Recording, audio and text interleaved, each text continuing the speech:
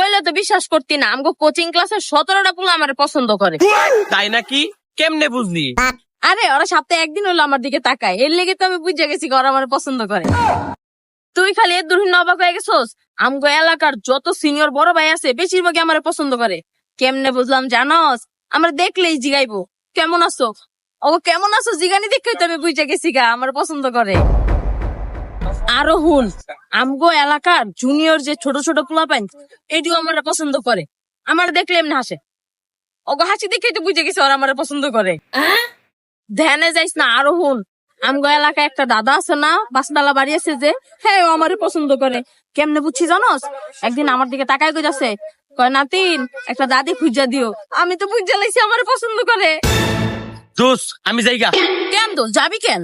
আমি যে তোর লগে দাঁড়ায় কথা কইতাছি, কখন জানি কবি যে আমিও তোর পছন্দ করি।